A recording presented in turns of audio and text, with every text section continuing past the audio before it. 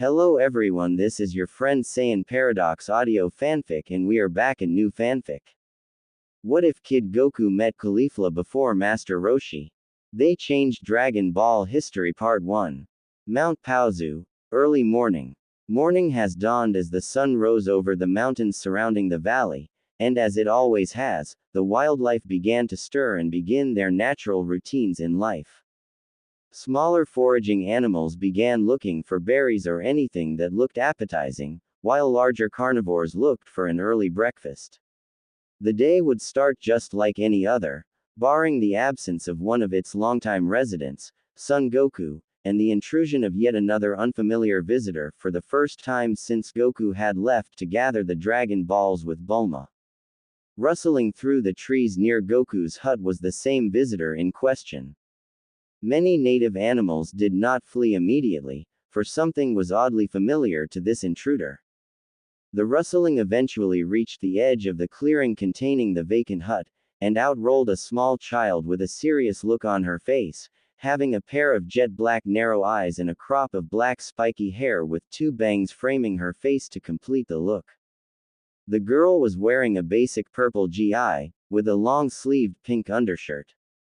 Her GI was tied by the waist with a pink obi which was covered by what looked like a thick brown fur belt. Catching sight of the hut, she crouched down and began to crawl towards the house. That looks like the place. Maybe I can get some answers. The child proceeded closer to the hut with as much stealth as she could, which was certainly wasted effort to any possible witnesses, ducking behind rocks thinking she was close to being spotted, when in reality it was just a butterfly passing by. She eventually reached the door of the hut, and slowly opened it peering inside, only to see it was not only completely empty, but a small layer of dust had settled everywhere, indicating no one was here for some time. Dang it! The girl muttered under her breath. I thought this person lived here. Now where do I look? Crossing her arms and thinking, she stood in the empty hut, completely oblivious to a distinct whirring sound coming up over the mountains. Skies above Mount Paozu. Perched atop his Kintoan, Son Goku began to stir from his night's sleep and travel, still feeling off balance from the loss of his tail the night before, but adjusting well. He let out a large yawn and looked at his surroundings. These mountains look familiar. My house should be nearby. Kintoan responded to his master's wishes and slowed down the pace to allow for a better survey of the ground below. A small hut in the middle of the wilderness shouldn't be too tough to find, especially from the air. As Goku looked down below for his humble abode, he thought about the offer given to him to study martial arts by Mutant Roshi, the same man that taught his grandfather, Son Gohan. Staying with Mutant Roshi might be a bit of a burden. I should probably bring my own futon just in case. Sure enough, the hut of Goku's dwelling came into view, the tiled roofing unmistakable. Kintoan responded to Goku's notice of this and proceeded to descend towards the hut. What the boy was not expecting after returning from such an adventure was to see his front door wide open. Mount Paozu, Goku's house. The whirring of Kintoan finally reached the girl's ears, and immediately she began to panic. Whoever lives here is back. Looking for a place to hide, she quickly jumped behind the dresser which held a purple velvet cushion on top, and tried to keep her breathing quiet. Kintoan came to a complete stop outside the open door, and Goku leapt down with a puzzled look on his face. I always close the door when I leave, Goku thought aloud looking around in his home. Maybe an animal pushed the door open. Goku's eyes then trailed to the floor, where he saw footprints in the thin layer of dust. They certainly did not belong to an animal, especially not one from around here, and saw that they trailed around to the back of his dresser. Even more curious, the tracks do not lead back out, and an unfamiliar scent was strong within the room. Knowing he had an intruder, Goku reached over his right shoulder and drew out his Nyoibo, assuming a basic defensive stance. Whoever you are, come out. The girl hiding behind the dresser began to panic even more. She was caught and had no means of escape other than to fight her way out. This guy seems weak, right? Running through the options in her head, she went with fight instead of flight, and immediately jumped out from behind the dresser, charging and yelling at a now surprised Goku. She reared her fist back and threw a punch directly at his forehead, only for it to be blocked by his forearm. Ouch! Goku recoiled in both surprise and pain. Inspecting his arm, it was mildly bruised, but nothing serious. Who are you? Where did you learn to hit so hard? I don't have to tell you anything. The girl finally spoke, assuming a similarly basic stance, but was more offensive. Now get out of my way. The girl then proceeded to throw several punches and kicks at Goku, who parried some of them now that he knew what sort of fight he was in for, but felt the force of the rest. Eventually he found an opening, and thrust his Nyoibo into the girl's stomach, causing her to gasp for air. Goku then lifted the pole up and vaulted the girl over his head and out the door. He then proceeded to walk outside, closing the door behind him. Why did you sneak into my house? Goku questioned, now ready to fight more seriously with his expression shifted to match. What did I just say? The girl snapped back, squaring up. I don't have to tell you anything. Goku proceeded to aim one end of his Nyoibo towards the girl and shouted. Extend. The pole began to increase in length at an alarming rate, the end opposite of Goku quickly racing towards the mystery girl, who was unable to react due to her surprise and disbelief that such an artifact could exist, and this inaction would cost her in the form of another blow to the stomach. As she fell on her back reeling from the hit dealt to her gut, Goku retracted his Nyoibo, relaxed, and bluntly apologized. Sorry about that, but you did sneak into my house, plus you tried to fight me. The girl pulled herself up, gingerly rubbing her stomach and groaning from the aching caused by the impact. Visibly she was mad at the boy, while Goku's expression was blank as paper. Anyway, I'm gonna go pack my things, Goku called out as he went back to his hut. Try not to cause more trouble. Packing. The girl stuttered in disbelief. But you just got here. What are you packing for? I'm gonna go train in martial arts with Grandpa Kame Sennin, Goku answered nonchalantly. You wanna come along? Me. The girl stammered even more. Why me? I literally broke into your house and attacked you. You don't seem too bad. Goku casually retorted as he placed his folded futon and a small bag of supplies onto Kintoan. If you want to come along though, you should make sure Kintoan likes you. If your heart isn't pure, you'll fall through. I didn't say I wanted to tag along, you moron. The girl snapped back, puffing out her cheeks in indignation. I'm looking for someone anyways, so I can't be bothered. Maybe I can help out. Goku offered, displaying a grin that was simultaneously goofy and endearing. Kintoan is pretty fast, so we should be able to find someone, pretty fast. The girl looked away and thought it over, her sour expression persisting, until at last she came to a decision. Fine. But what if that cloud doesn't like me? I don't want to be eaten by a cloud. Kintoan won't eat you, Goku assured the girl with the same grin. You just won't be able to sit on top and fall on the ground instead. The girl was clearly hesitant in letting this yellow cotton candy looking cloud judge her, but eventually went for it, and decided to jump onto the cloud. During the very quick descent of her jump she closed her eyes expecting to eat dirt, but instead was met with a different type of surface. The surface was soft, fluffy, and felt like air.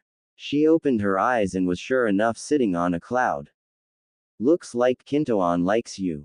Goku laughed as the girl realized the situation she was in. Alright Kintoan, go. Wait what? The girl screamed as she held on for dear life and as Kintoan began speeding into the air. Once the cloud rose above the mountain range, it began to spiral in loop-de-loops and eventually decreased to a cruising speed allowing the girl to collect herself and catch her breath lost from shock. A little warning next time, please. Sorry. Goku smiled back, oblivious to the shock of the girl. By the way, my name's Son Goku. What's yours? My name. The girl was taken aback. She pondered telling this kid her name, but for some bizarre reason felt she could trust this Goku character, and eventually decided to share. My name is Caulifla. That's a neat name. Is it a girl's name? Goku bluntly asked, his naive nature going on full display. Of course it is. The girl, now named Caulifla, shouted back. You couldn't tell I was a girl. I figured you were, but I wasn't sure. Goku answered with honesty. I usually pat a person's crotch to check if they have. Please stop. Caulifla immediately demanded, her face turning red. There are simpler, less embarrassing ways to check if someone is a boy or girl. Okay. Goku replied, his blank expression ever present. So, who is it you're looking for? Well, Caulifla began to answer, choosing her words carefully. Not someone specifically, but someone, like me. Like you? Goku asked, his blank expression accented with his head tilting to the side. What do you mean? I've been traveling for a long time and made a stop at this place called Fungus Town. The folks there said I was a lot like this boy that saved them from some local crooks a week before I showed up. If so, maybe he could help me with a problem I have. Well, what made them think you were like this boy? Caulifla sighed and pondered her next choice of words even more carefully. I'm gonna ask that you don't freak out, okay? Okay. Caulifla closed her eyes, and the brown fur belt around her obi began to move and unravel, until it was blatantly apparent that it was not a belt, but a tail, and it was attached to the base of her back. How Goku reacted to this revelation was like something out of a cartoon, as he screamed loud enough for a flock of birds to fly away from a distant tree, and he fell off Kintoan and down into the uncharted forest below. The somersault cloud, noticing its master take a tumble, immediately darted down to try and catch him, only to miss and have Goku fall into a cluster of tree branches. You idiot! Caulifla snapped, visibly angry and crimson in the face as Kintoan brought her down to the tree canopy Goku was stuck in. You said you wouldn't freak out. Why you have a tail? Goku stammered out in complete surprise as he freed himself from the canopy foliage. Yeah, I have a tail. Caulifla snapped back once again. I get it. It's weird and no person would be a freak like. Goku interrupted before Caulifla could finish her statement. Just like I did. Like you did. Caulifla began to calm down and genuine curiosity took over her face. So, you're the monkey kid who saved Fungus Town from that rabbit. Goku leapt back up onto Kintoan, brushing away stray twigs and bearing his trademark grin. Yeah, I sent him and his goons to the moon. The moon. Caulifla immediately shifted from curiosity to shock, ignoring the implications of traveling to the moon. Was it a full moon? No, it was the middle of the day, plus there was a full moon just 2 days ago. Goku waved it off. Why do you ask? Do you remember what happened during that full moon? Caulifla asked with trepidation in her voice. Goku tried to remember the events of that night, and he gathered his words. Well, me and my friends were stuck in this mean guy's castle, who wanted to use the Dragon Balls to rule the world, but we stopped him. We ended up stuck in this metal room with a glass roof and couldn't get out. I looked up and saw the full moon, and the next thing I remember, I wake up without my clothes, and my tail was gone. Caulifla was absolutely stunned by this explanation. The time skip between seeing the moon, him waking up bare as the day he was born, those notes made sense to her, but the lack of tail was an odd part. Maybe someone cut it off at some point. No, that was the point, because this kid had a tail before they met. Are your friends still alive? Caulifla asked with even more trepidation in her voice than before. Yeah, they made it out okay, but I never really figured out how we got out of that metal room. Goku answered, now noticing the shift in Caulifla's demeanor. Hey, are you okay? I don't know, Caulifla answered as she began to visibly tremble. Your friends probably know what happened when you were out, and I think I know what happened as well. Can you tell me? Goku asked, with more sincerity than before. Caulifla hesitated to answer Goku's question, but then sighed. Alright, if you're anything like me, then when you looked at the full moon, you must have turned into an Uzaru. An Uzaru? Like the one Grandpa Gohan told me about. I don't know what your grandpa told you, but I had to find out the hard way. I grew up in a small village near a dojo early in life. The locals said I was a child from heaven, and I still don't get why they called me that. Life was good with my adoptive parents, and I had good friends, but I was always told not to stay out late at night, or monsters would get me. One evening, I was out late, and I looked at the full moon. The next thing I knew, it was morning, my clothes were gone, and the entire village, my friends and family. Caulifla couldn't finish her story as she began to shed tears and weep. All the while, Goku's mind began to race. Grandpa Gohan had told him similarly to go to bed early, especially on the nights of the full moon, lest the terrible Uzaru come for him. Caulifla's story sounded eerily similar to what had happened when he had found Grandpa Gohan, and then it hit him. Goku had killed Grandpa Gohan. Tears began to well in Goku's eyes as the realization hit him like a freight train. This whole time, he was a monster and couldn't even know about it.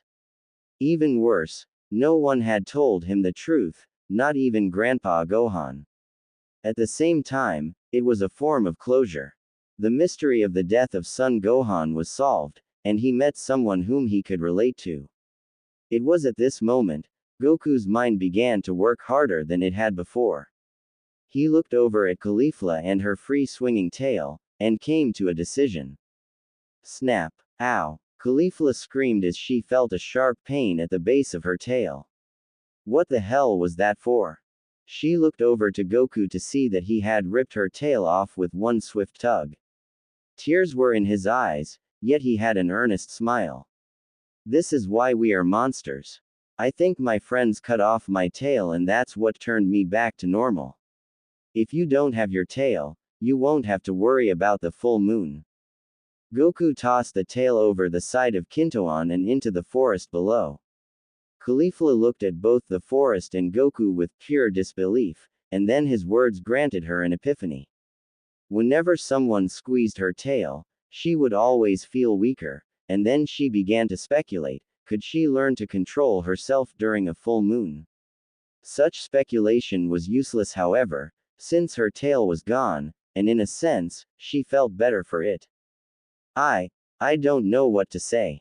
Caulifla struggled to find the words to describe what she was feeling. Relief, closure, to a minor extent, regret, and genuine happiness for the first time since before she had lost her home. You'll feel off balance for a little, but you'll get used to it. Goku replied, his grin returning in full force. I lost my tail 2 days ago, and I'm already doing better. So, since you found out who you were looking for, you wanna train with Grandpa Kame Senin with me? Caulifla pondered this offer for a few seconds, and then her face went from surprise to determination. Hell yeah. Alright. Goku cheered as Kintoan began to go full speed and over open water towards the fabled Kame house, where their martial arts training under the legendary mutant Roshi will begin. Open ocean, not far from Kame house. Goku and Caulifla sat on Kintoan eagerly awaiting their destination. The somersault cloud knew where to go as it had been to mutant Roshi's abode before, and gladly responded to Goku's wish to travel there. All the while, Goku was recounting the story of his adventure searching for the Dragon Balls, all the way up to their thwarting of Pilaf's plans. So, this oolong guy interrupted Pilaf's wish to rule the world, and made a wish for panties instead. Caulifla repeated, just to make sure she heard the story correctly. He's weird, isn't he? Goku answered, his expression blank as ever. He could have wished for a bunch of food instead. Caulifla sighed, knowing exactly what sort of person Oolong is. Well, better Oolong's wish than Pilaf's, I guess. Their story was rudely interrupted by the growling of what sounded like two angry beasts, when in reality it was their stomachs. They both blushed from mild embarrassment at this revelation, and Caulifla spoke up. You think this Kame Sennin will have food? I think so, Goku replied, now feeling the hunger from earlier this morning catch up to him. I didn't think to bring any food. Oh hey, there's Kame house. You go on ahead, Caulifla ordered as she stood up, tightening her obi. I'm gonna go catch some food just in case. Okay, Goku responded with a smile. Just don't catch Mr. Turtle. No turtles, got it. Caulifla gave a thumbs up and dove into the ocean. Goku then ordered Kintoan to stop at the shore of the island of Kame House and proceeded to hop off, carrying his things. He approached the door and knocked lightly but loudly. Grandpa Kame Sennin. No response. Maybe he wasn't home. Goku set his futon and supply bag down on the porch and looked around the tiny island until he heard a small noise coming from the window. He looked through and sure enough saw Mutant Roshi at home, watching an exercise program on TV. 1, 2, 1, 2, 1, 2. The girls on TV chanted as the old hermit had his eyes glued to the screen, oblivious to Goku walking in through his open window. Grandpa Kame Sennin. Goku announced his presence, only to be further ignored. The boy then took a deep breath and yelled directly into the old man's ear. Grandpa Kame Sennin. ACH. Geez. The hermit recoiled at the sudden loud noise tormenting his eardrums, only to look at the source and find it was Goku. Oh, it's just you. Don't scare me like that. I'm here for training, Grandpa. Goku exclaimed, barely able to contain his excitement. Hold on, wait a minute. The old hermit gestured, still transfixed upon the TV. Goku tried to be patient, but his stomach was starting to fight against this weight. Grandpa, I'm kind of who. Before Goku could finish his sentence, a large tidal wave rocked the island, fortunately not hitting the house and giving it water damage, and the hermit was broken from his perverted trance. Both Goku and Roshi immediately raced outside to see what happened, and were greeted by a completely soaked Caulifla holding a massive fish tail over her shoulder, connected to an absolute leviathan of a fish that dwarfed anything Goku had caught back home. Oh, hi Caulifla. Nice catch. Goku greeted his new friend staring at the giant future fillet buffet. If this isn't gonna taste awesome, I don't know what will. Caulifla announced, proud of her biggest catch to date. I haven't fished a lot lately, so I'm gonna enjoy this one a lot. Holy crap. A stunned mutant Roshi shouted seeing the small girl hoist a fish bigger than his own house from the ocean. That could keep my fridge stocked for 10 years. Really? Goku commented, with a puzzled look on his face. That looks like it could feed me for 10 weeks at most. And here I thought I was the one with the monster appetite, Caulifla commented, adjusting the titanic fish's tail over her shoulder for better carrying. This could last the two of us 5 weeks before we gotta catch another. Goku and Caulifla stared at each other in silence for a moment, and then laughed until Mutant Roshi finally came to his senses and spoke up. So, Goku, what are you doing here? And who's your friend? Oh right. Goku hadn't forgotten, but his attention was fixated on the fish Caulifla displaced from the ocean. This is Caulifla. We're here for that training you promised. Training. Oh right. Roshi had forgotten about that offer, though it was only to get more opportunities to ogle at Goku's friend Bulma. Where's the cute purple-haired girl? You mean Bulma, Goku confirmed. She went back home to the city after we gathered the Dragon Balls. I brought my own futon by the way. Roshi nodded, feeling disappointed at this revelation. Well, you should know that my training's gonna be really tough. I don't mind. I want to try and become stronger than you. Stronger than me, Roshi laughed. Well, my training doesn't come free. Well, what's the price, Gramps? Caulifla spoke up, still carrying the fish over her shoulder and overhearing the conversation. I didn't tag along just to find out I need money. Oh ho hoo. Roshi laughed at Caulifla's brazen attitude. I'm not asking for money. What I want for you two to do is bring me a cute girl. Not too old, but not too young like you. Goku's blank expression tilted to the side with the rest of his head, showing his confusion, while Caulifla immediately frowned grumpily, knowing what to expect. She turned to Goku and voiced her complaints. You keep some tasteless company, you know that. What do you mean? Goku's confused face turned to Caulifla. Caulifla turned to the hermit. Is there any other option that doesn't involve holding someone against their will?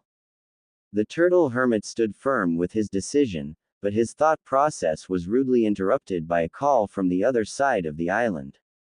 Roshi thought it was the turtle coming back from vacation, but the source of the call was from a bald child rowing a boat, with 6 distinct circular marks on his forehead. This boy then leapt from his boat carrying his own supplies, doing several flips in an effort to look impressive, but failed to stick the landing and very clumsily landed head first into the sand, buried from the neck up. Who the hell is this kid? Roshi muttered. Goku, pull him up. Goku complied and pulled the bald boy out from the earth, who then coughed up the sand he accidentally ate as he dusted himself off, and quickly composed a guise of politeness. Greetings. Are you the fabled mutant Roshi? Indeed I am, young lad, Roshi answered, his expression almost as blank as Goku's. I am Kuririn. I came from a village to the far east all this way to receive your training, sir. Well, nice job getting here, but I'm not taking any more disciples at the moment. Kuririn rummaged through his bag and pulled out an adult magazine, handing it to the hermit. I brought this magazine to commemorate our meeting, sir. Well, when you put it that way. Goku, hold this fish, Caulifla ordered while handing the fish tail to Goku, who complied with ease, and Caulifla marched over to the new arrival. Hey Pachinko head, what's the big idea? Hey, Kuririn immediately reacted to Caulifla's words. I'm not a Pachinko head. True martial artists shave their heads to brace their spirits. Just look at mutant Roshi. I'm just naturally bald, Roshi commented, still glued to the magazine offered to him. Kuririn remained silent for a few moments and then spoke again. Besides, I don't remember mutant Roshi allowing artichoke-headed girls to study. Before Kuririn could finish his sentence, Caulifla launched a left hook into the monk's shiny forehead, causing him to skip across the ocean like a stone 5 times. Goku saw this and laughed. He bounces like a pachinko ball too. Kuririn eventually scrambled back to shore, sopping wet from the ocean, a visible bruise on his head, and his face grumpily pouting with indignation. Roshi saw this and settled on allowing Kuririn to try and pay his fee. Alright, I'll permit the 3 of you to train if you can pass this one test. And what is this test, mutant Roshi? Kuririn groveled, causing Caulifla to give the most, really, look she could muster, and Goku's look was ever blank, as they both knew what this test was. You will have to find me a cute girl if you want training. Roshi announced to the young monk. But, I gotta make sure you know what I'm looking for. Kuririn grinned mischievously and motioned for the Kame Sennin to listen for a whisper. After 3 seconds of near silence, Roshi jumped up laughing, visible steam escaping his nostrils. Now you're speaking my language. I finally get answers to something bothering me for the longest time, and this is what I have to suffer through as a result, Caulifla muttered, not pleased with her current situation. Might as well get this over with. If Kuririn knows what we should look for, then this should be easy. Goku exclaimed with a grin. These two, Kuririn scoffed, seeing Goku and Caulifla. How are these losers supposed to help me in this search? We can use Kintoon, Goku answered, gesturing to his primary mode of transportation. If you fall through it, you could just use my futon as support. You fly on a cloud? Kuririn questioned with a look of disbelief. Welp, might as well try it. As soon as Kuririn jumped up to take his seat on Kintoon, he had returned to Earth, his face eating the sand directly below the fluffy cloud. Mutant Roshi immediately took note of this and lectured the monk. Only those pure of heart can ride on that cloud. Did you come here to train with impure intentions? No. I only want to become a strong martial artist to impress the girls. And so far it's not working, Caulifla remarked, shaking her head in disdain. That is also what counts as impure, Roshi added. No matter. If you can complete this task with Goku and Caulifla's aid, I will permit you to train. Goku proceeded to lay his futon atop Kintoon, making it almost resemble a poorly made magic rug, and motioned Kuririn to try again. The monk jumped again, and much to his chagrin, the idea failed, and the futon was shunted through the cloud with a heavy thud. How about you just hold on to me while we fly? Goku offered, seeing that his futon idea failed. Why can't I hold on to? Before Kuririn could finish his sentence, Caulifla gave a dagger-filled stare that caused his spine to run cold. Sure, let's go with that. Goku climbed atop Kintoon after folding his futon away off the sand, and Kuririn proceeded to hold on from his shoulders. Caulifla shuffled away from the two as much as the cloud's surface would permit, but before they could take off, Goku had remembered something. Wait! Goku immediately shouted. What about that fish? I'm still hungry. Tell ya what, the hermit declared. I'll dice up this fish while you're gone, but I won't be doing the cooking. That'll be up to you. Sounds good to me, Goku replied gleefully. With their objective in mind, and the promise of portioned fish, they set off across the ocean towards the mainland in an effort to find someone to sat the hermit's degenerate desires. As the party vanished over the horizon, Roshi turned to the monumental fish and sighed. Hope they don't mind if I have some of this.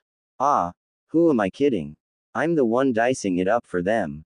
Brown country, valley outskirts. The valley of this region of the world is normally peaceful, but the tranquility of the valley is violently disturbed by the sounds of revved engines, gunfire, sirens, and the shouting of curses, some of which were conjured on the spot, from a blonde woman with green, aggressive eyes driving a motorcycle shooting back at the police officers in pursuit. Pull over or we'll be forced to shoot. A disgruntled cop shouted from his hover car, hypocritically shooting his firearm alongside the vehicle's mounted guns. Time to end this chase with a bang. The blonde woman smirked, pulling a grenade from her motorcycle's pouch and tearing the pin out with her teeth. She counted mentally as she spat the pin away and tossed the green explosive directly towards the chasing police hover cars. The grenade exploded just as one of the hover cars glided past, causing the vehicle to blast forward and land on its roof. The madwoman snickered as the officers crawled out, looking moderately worse for wear, and radioed for assistance, while the remaining cars continued pursuit. She veered right, driving up the side of the cliff to try and shake the pursuing cars, only for them to find a quick path to the top. Noticing this, the woman pulled out a sawn-off shotgun, and ket a shell, aiming it directly at the now panicking pursuers of the law. Yippee-ki-yay! Mother F you, the blonde began to shout, until some of her hair began to get into her face and tickle her nose, causing her to seize up, her nostrils flaring, until she let out a massive sneeze that launched her off her motorcycle and landed her just behind the flying police cars. When she landed, her blonde hair was deep blue, and her once green eyes now matched her hair. Her harsh demeanor had drastically softened, and was visibly confused. Where am I? Lunch. One of the officers shouted, trembling and aiming his firearm at the woman, now called Lunch. You are under arrest for destruction of public property, aggravated assault, unlicensed possession of firearms. Who are you people? Lunch interrupted, confused, and mildly scared. When did I do any of that? Are you mad, woman? A second, slightly shorter officer shouted.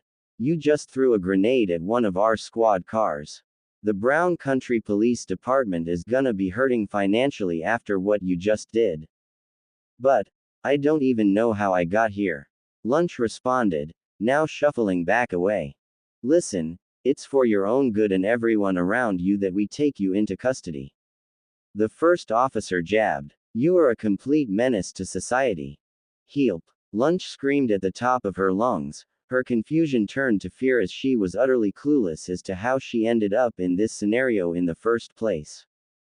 Skies above brown country. You hear that? Goku asked, noticing a high-pitched voice echo across the valley.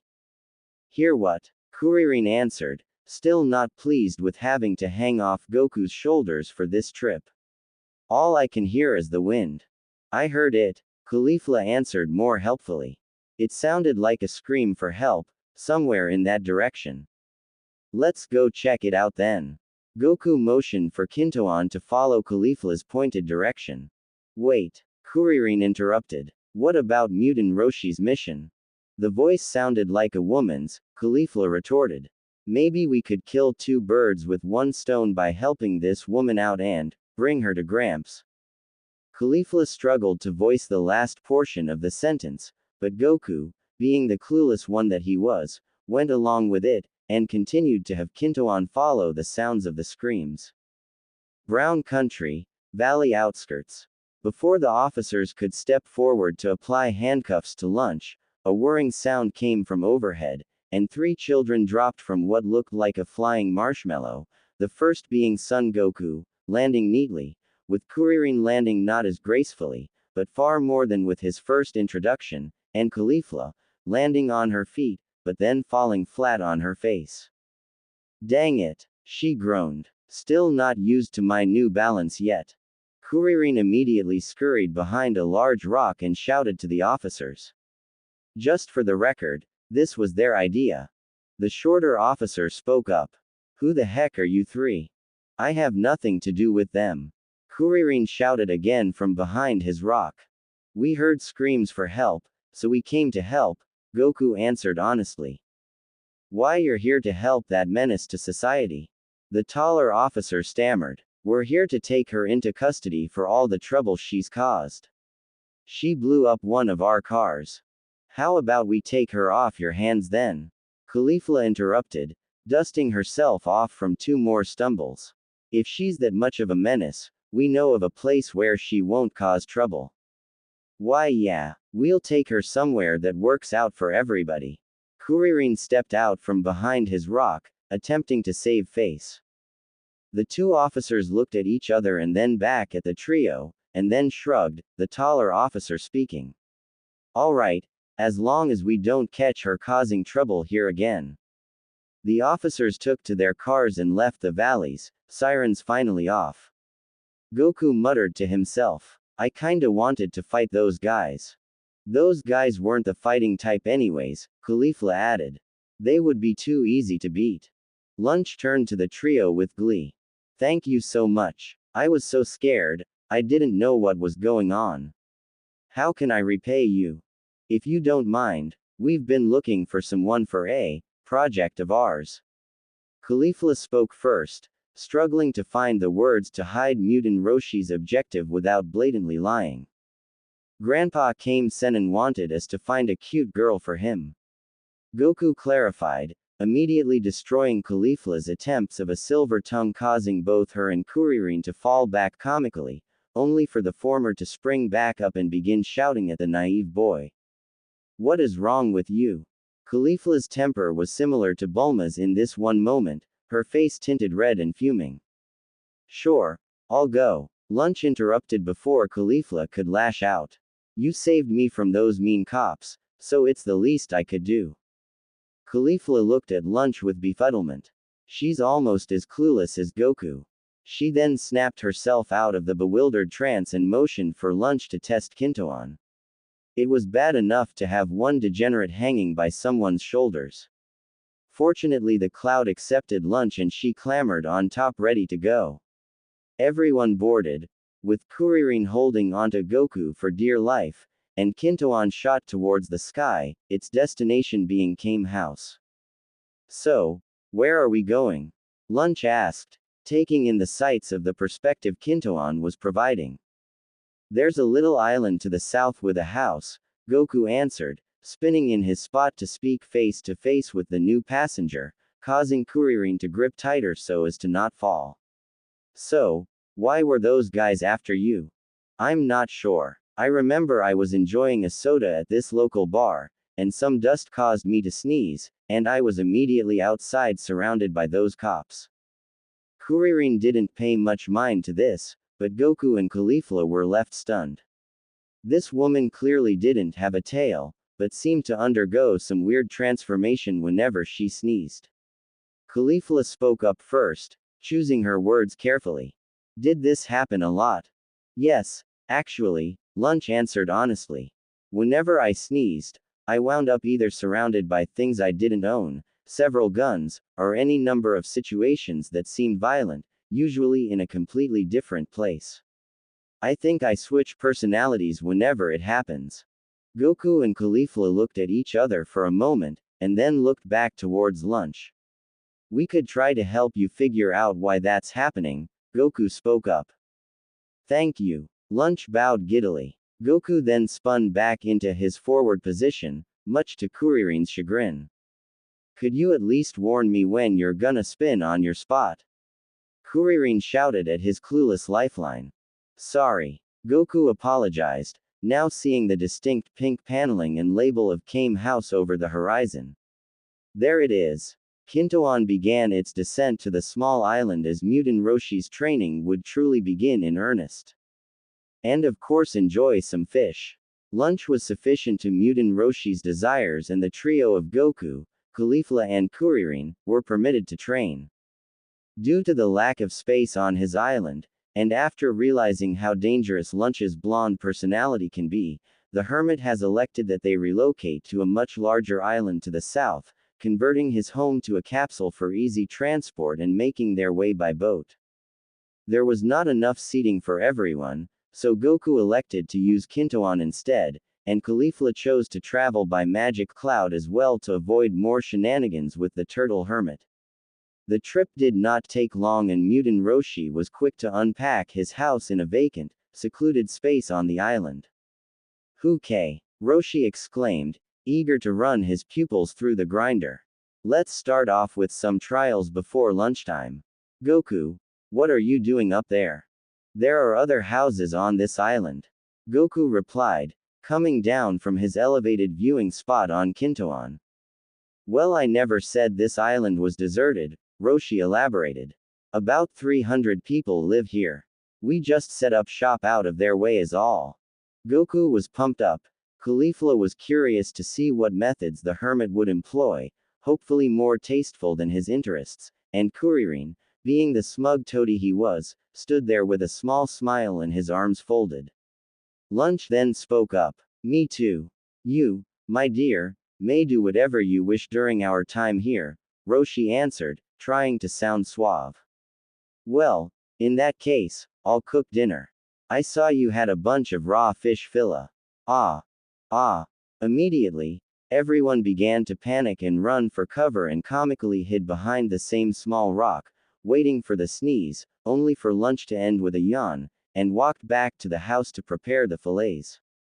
Everyone breathed a heavy sigh of relief, and Roshi tried to compose himself. Cowards. How will you ever become combat masters if you're scared by a yawn? Coming from the guy who joined us in the cowering, Caulifla retorted, giving an incredulous look. Not that I blame you. She's scary when she's blonde. Roshi cleared his throat, working to change the subject. Anyways, I understand Goku learned some martial arts basics from one of my previous pupils, Son Gohan, but what about you two? I trained 8 years at the Orin Temple. Kuririn answered eagerly. It was tough, but I have a good grasp on the basics.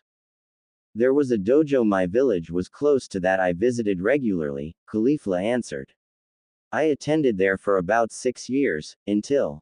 Caulifla trailed off, remembering what had happened, and she began to tremble, catching Roshi's attention. We can leave details after your attendance be for now. So, you all have a decent grasp on the fundamentals.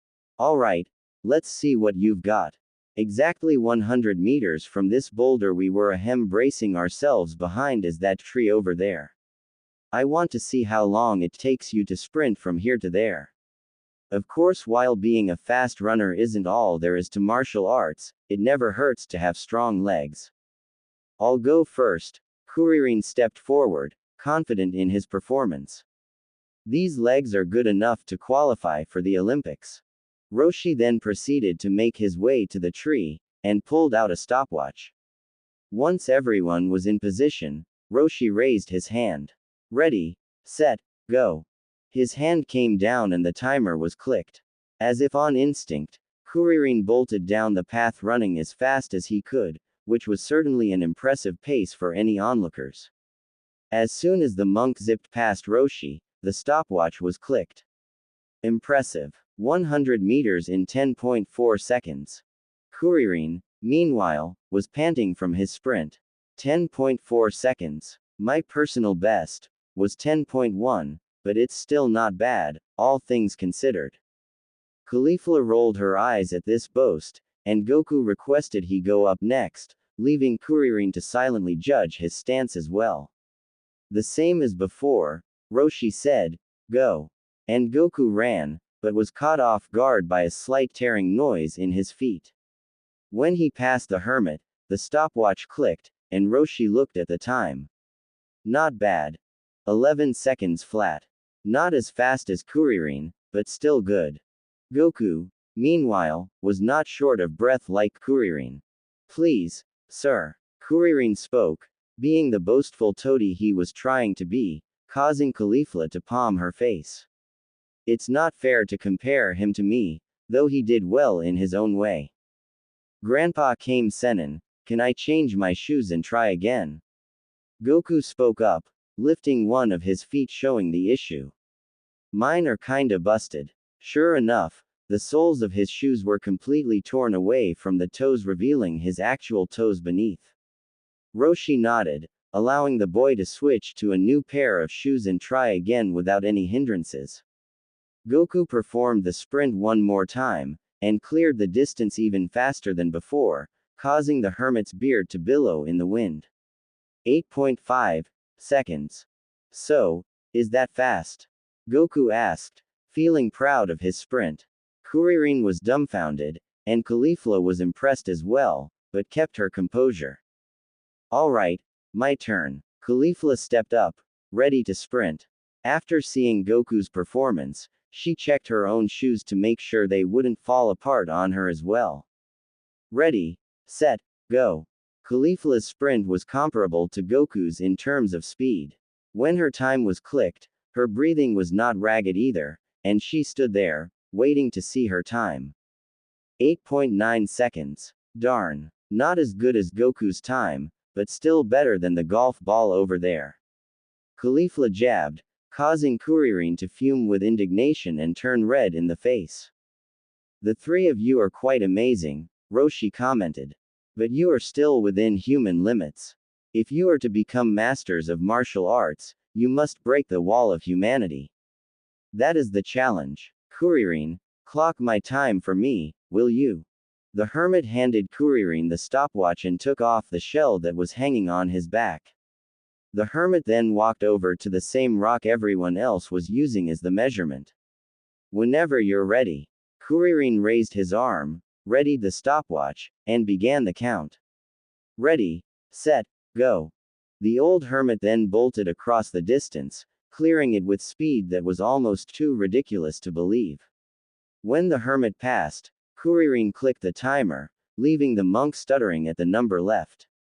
FF5P.SS6. As Kuririn was practically struggling for words, Goku and Caulifla could only leave their jaws slack open in amazement. Roshi, meanwhile, was not short of breath either, as he put his shell back on. 5.6 Not too bad for this old bag of bones. The hermit then turned to his students, clearing his throat for their attention. That is what I mean by breaking the wall of humanity. At your age, with training and discipline, you should be able to clear that distance in under 5 seconds. Now, that sprint has got me thirsty. Goku, can you fetch me a beer? Beer, Goku repeated, tilting his head to the side, showing his confusion. I'll go get it for you, master. Kuririn volunteered, his sycophantic behavior coming in full force after seeing the hermit's demonstration. As he was trotting to the house he thought to himself. And to think I was worried he was just a senile old perv. A similar thought ran through Caulifla's head. The Kame Sennin turned to Goku, addressing him. For one to master martial arts, one must also be knowledgeable, so we may have to work on that. If it helps, I can get him up to speed on some things, Caulifla spoke up. Goku actually helped me with a problem I've had for the longest time, and I've traveled a lot and seen a lot of things, so I should at least repay him in some way. All I did was rip off her tail so she wouldn't turn into a monster, Goku clarified, oblivious to her sensitivities on the subject. Could you please not bring that up? Caulifla screamed, red in the face, tears welling up in her eyes. You seriously need to learn subtlety when you speak. She had a tail like you did. Roshi questioned to Goku, mildly curious. Yeah, but I guess I shouldn't bring it up, Goku answered, now getting the idea Caulifla is trying to drive home. Thank you, Caulifla sighed exasperatingly. We can talk about it some other. Get your hands off my beer, you little shit. A loud, aggressive scream erupted from Kame House, its source being a very angry lunch in her blonde state chasing a very terrified Kuririn with a bloodied meat cleaver and apron, likely from preparing the Leviathan fish, though that made her resemble a much more attractive version of a psycho killer from a horror movie. Later that day, the sun is setting, Roshi announced. Dinner awaits when we head back to the house. Tomorrow the real training begins, so before we end the day today, I have one more test for the three of you. Are we gonna run again? Goku asked, genuinely curious about the test. There may be a race, yes, Roshi answered calmly. But that's not the whole test. Bending over, the Kame Sennin picked up a small rock and pulled a marker from a pocket behind his shell, writing down a small symbol on it. Gui. He then faced the rock, symbol forward towards his pupils. Look closely at this rock, and memorize it. Okay, but what's the rock for? Caulifla asked, less curious and more dumbfounded at what the old man was going to do. The rock is for this. Roshi shouted, and then tossed the rock into the dense jungle on the far side of the island. The hermit then smiled at how far he threw the rock. Good throw on my part. Oh no, Caulifla was quick to catch on to what Roshi's test would involve. What? Goku asked, seeing Caulifla start to bead sweat from nervousness. Is this some kind of rock throwing contest? No lad, it's a rock finding contest. Roshi clarified. It takes a lot of mental power and constitution to find such an object in such a forest, not to mention the stamina to endure the search. The one who brings it back is the winner, but only the winner gets dinner. The trio began to panic, Goku and Caulifla most of all, and then Roshi added. To add to the challenge, you have to find the rock within 30 minutes, otherwise none of you gets to eat. The trio immediately bolted in the direction of the rock where it was tossed, coming up to a cliff.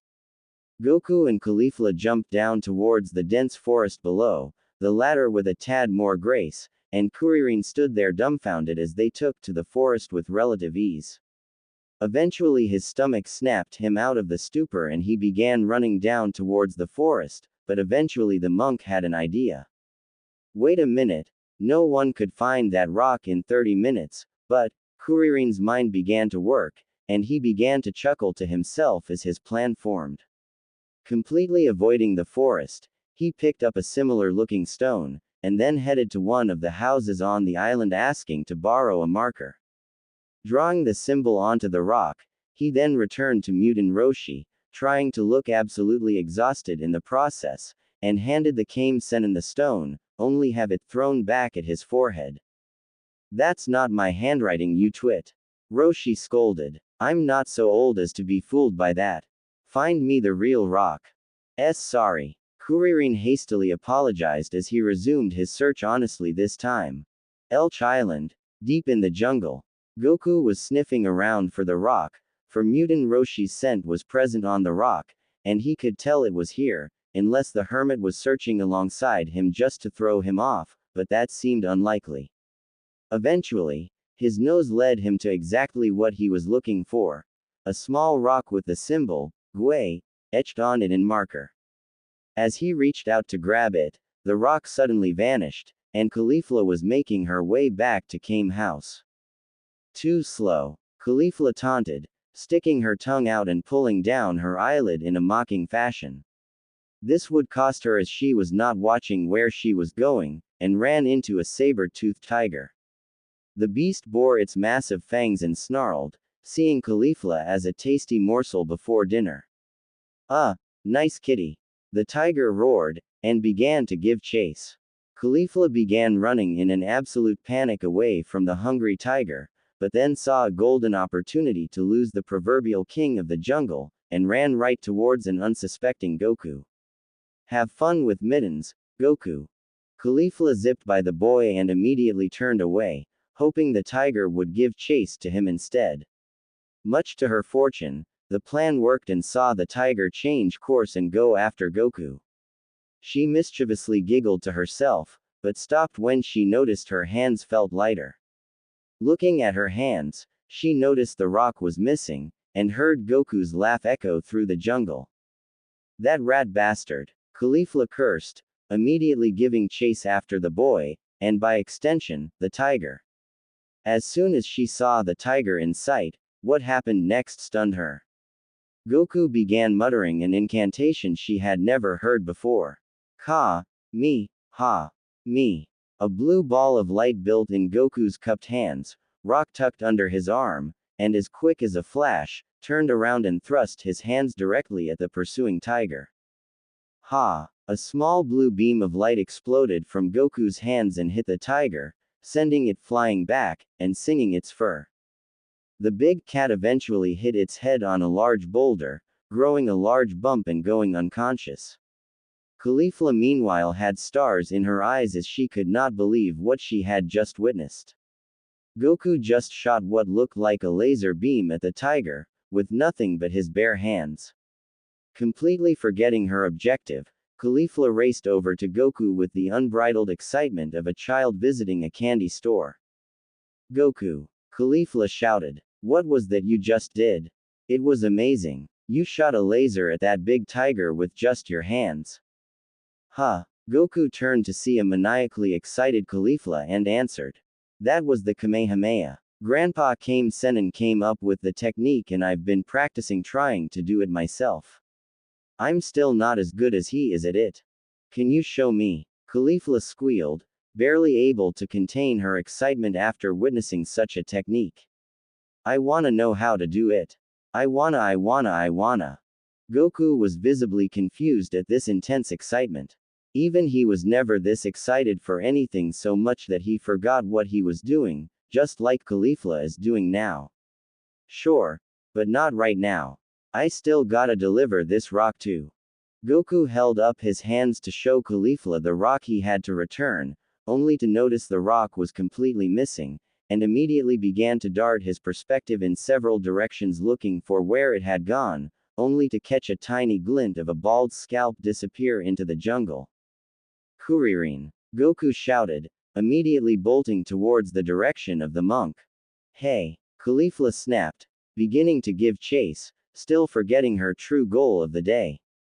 Get back here. I still want to know how you did that Kamikame thingy. Goku was now focused on two things: catching Kuririn and taking back the signed rock, and outpacing Caulifla and her new demeanor of crazy.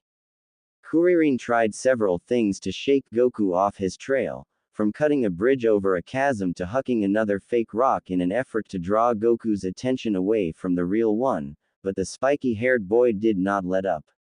How on earth do I get rid of you? Kuririn's answer came in the form of a spiky-haired girl tackling Goku from behind. Locked in a vicious duel with one another over the teaching of a technique, Kuririn capitalized on this squabble and snuck away to mutant Roshi, who was waiting patiently sitting on a boulder smoking a pipe, to deliver the rock. Here's the real deal, mutant Roshi. Kuririn announced with glee, knowing he has the actual rock that Kame Sennin threw into the jungle. Roshi inspected. Yep. That's the real deal. Kuririn sighed with relief, whilst Goku and Caulifla's fight continued without any visible end in sight. Roshi took notice of this, and approached the comical dust cloud, and thumped his cane down onto the earth to gain their attention. The fight paused, and as the dust cloud cleared, it revealed that Caulifla just about to bite down on Goku's ankle, and Goku tugging on Caulifla's hair. That's enough. What possessed you two to start fighting each other all of a sudden? I used a Kamehameha to stop this tiger from chasing me, and Caulifla saw it and wanted to learn how to do it, Goku explained, trying to catch his breath. I told her I would show her after this, but she wouldn't leave me alone. It was your fault for using that technique in the first place, Goku. Caulifla shouted. It was so cool and amazing, I needed to know how to do it myself.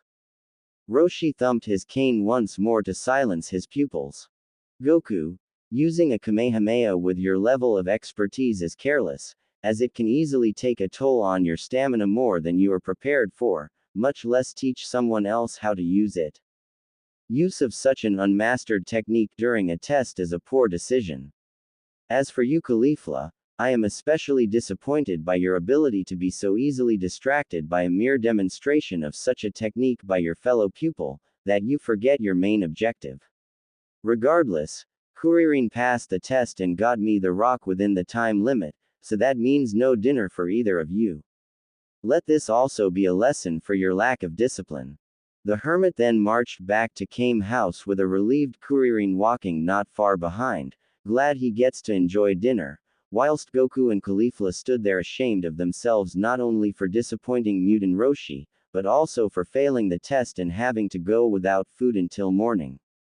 This thought alone made their stomachs growl in unison, and they walked back to the house, their heads hung low in shame. The two walked into the house and saw a sight that would be pleasing to most, but tormented their stomachs even more. Roshi, Kuririn and Lunch were sat at the table enjoying a delicious-looking banquet of rice and fish fillets prepared from Caulifla's catch, irritating the small girl more than it did Goku. Goodness me, Lunch! Roshi exclaimed, happily enjoying the sautéed fish. This is exquisite. I didn't know you were such a good cook. Thank you. Lunch accepted with glee. I thought you would like it. Mutant Roshi, you have to try this sauce with it. Kuririn gleefully motioned to a small bowl of soy sauce with tiny leek shreds floating within. Having enough of this culinary torture to his senses, Goku grabbed his futon and bag of supplies and went outside, with Caulifla quick to follow, but did not bring her supplies, as she did not have any. The door closed, and the three at the table continued enjoying the feast. Caulifla immediately ran up to Goku suspecting he was going to leave. Are you giving up that easily? No, Goku answered flatly, unfolding his futon onto the ground. I just don't want to be around food when I can't eat, so I'm sleeping outside. That actually makes sense. Caulifla hesitated mid-sentence, realizing how much she herself enjoys food, and to be around food when you're not allowed a single morsel would be more torture than is worth. I wish I brought a futon as well. Oh, who am I kidding? I didn't bring anything. Maybe we could share, Goku offered. I know you like personal space, but my futon is pretty big. I appreciate the offer, but no thanks, Caulifla retorted. I've slept without a proper bed before and I can do so again. Besides, it might be awkward sharing a futon.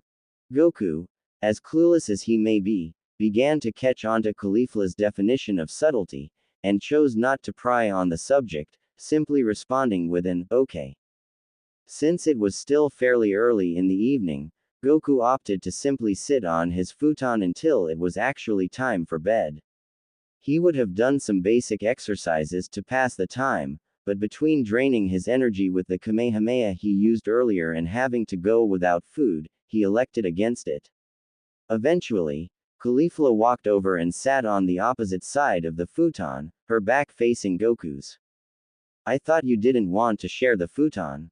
Goku inquired. I meant only for sleeping, not sitting, Caulifla retorted. I just didn't want to sit on the ground as all. An hour of silence between them passed, neither saying a word and trying their best to think of anything that would not aggravate their temperamental stomachs. Eventually, Caulifla got up. Okay. I need to make some bed stuff. Make some bed stuff, Goku repeated, tilting his head. I didn't bring anything for this trip, so I have to improvise. Caulifla began tearing a few palm fronds from a nearby tree and then amassed some now uprooted slabs of grassy turf into a makeshift bed. After the earthen mattress was put together, she began weaving the palm fronds into a blanket, making sure to tuck the spikes at the ends of the leaves so as to not cut or poke her in her sleep. Goku, meanwhile, pulled out his blanket from his supply bag and began to tuck himself in on the futon. As she settled in and pulled the weaved palm blanket over herself, she spoke up. Hey Goku. Huh, the sleepy Goku muttered. Since I didn't get the chance to say it before, sorry for breaking into your house. It's alright. You were looking for someone who could help you with your tail problem, and I got to meet a new friend. Friend. Yeah, you also helped me figure out some things I didn't know before with the full moon and the Uzaru. Thank you. No problem. Also, I might be wrong, but I think training might be put off for the next couple of days. Why's that? Something about the food lunch cooked smelt off. Now that you mention it, it did smell weird. Maybe it's a good thing we didn't get dinner tonight. If I'm right, and training is put off, could you show me how you did that laser thing in the meantime? You mean the Kamehameha? Sure. Grandpa Kame Sennin is right that I need the practice with it anyways. Night. Elch Island, evening before training day. Ha! A small blue beam erupted from a comparably small pair of hands, boring into a nearby boulder. The beam eventually dissipated, and the hands they emitted from fell to the ground, as their owner, a rather exhausted Caulifla, had been practicing the Kamehameha technique alongside Goku all day. Phew. Caulifla sighed, looking at the depth of the hole she created with the technique she was trying to grasp. I think I'm halfway through this rock now. Goku, meanwhile, was also breathing heavily as he had finished launching his own Kamehameha into a different yet similar rock, and inspecting the results. I think mine almost made it through the other side. Well, you've had practice before I picked it up, Caulifla groaned, as she fell back onto the cool grass, gasping for air, yet smiling in spite of herself. I was worried your explanation wouldn't make sense, but it kinda did. I'm only saying it as how I saw it, Goku retorted, similarly gasping for air, and also grinning. I pull from that warmth in my gut and move it to my hands and say the words. Mutant Roshi was right, Caulifla added, pushing herself to her feet. It does take a toll on your stamina. At least we got the past 3 days to practice before the official training starts. It's too bad everyone else got sick, a tired Goku sighed, as he stood up, brushing himself off. Before he could speak his mind, 2 angry beasts let out a loud growl, those beasts being the stomachs of the 2 children. How about we cook up some of those fillets before bed?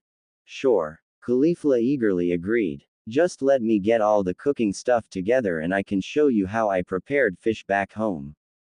The 2 then trotted back to Kame House to prepare their own feast, absent of mismanaged fugu meat. From behind the tree that was used for the 100-meter sprint test, Mutant Roshi was watching his pupils take initiative with mastering the Kamehameha and then go inside to prepare some food. Those 2 are something else. I can only wonder how they'll handle the regimen tomorrow.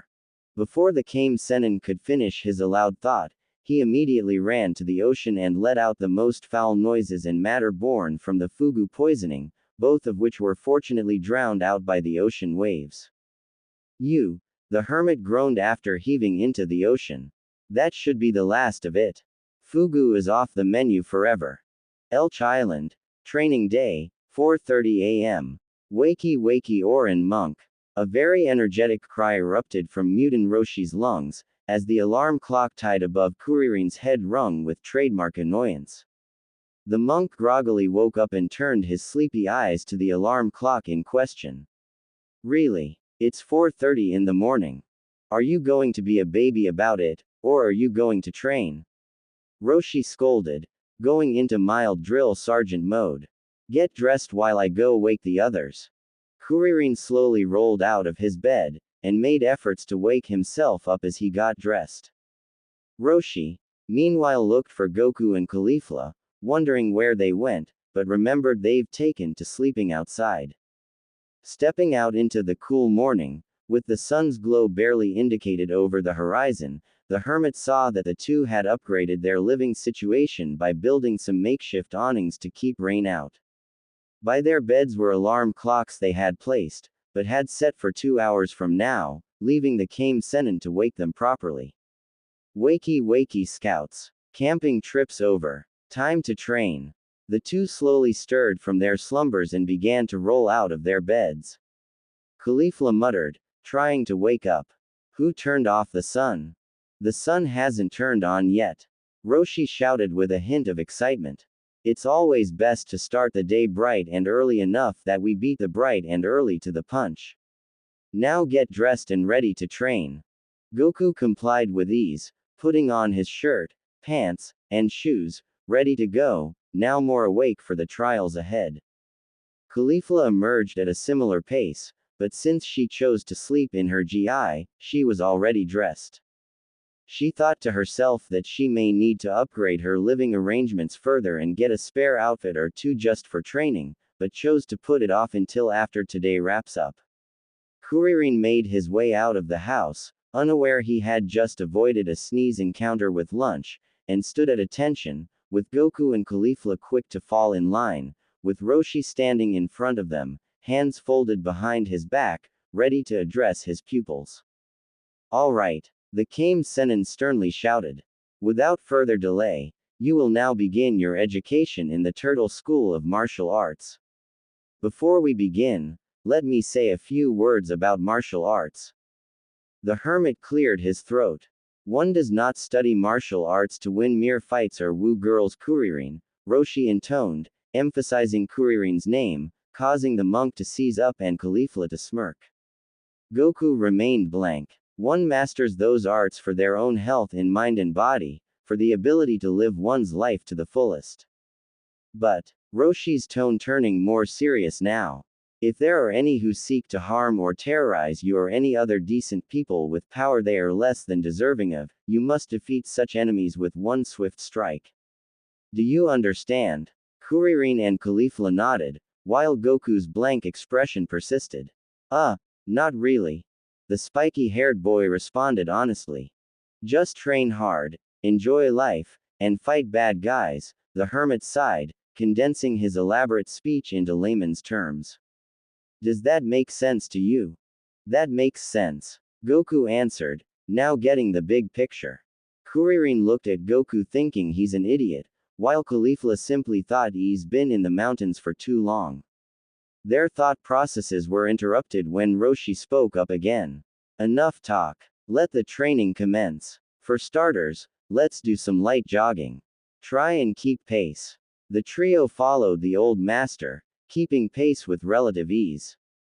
Kuririn began thinking that the tales of Roshi's training regimen were exaggerated, while Goku and Caulifla rolled with it, minds occupied to see what the hermit will pull from under his sleeve.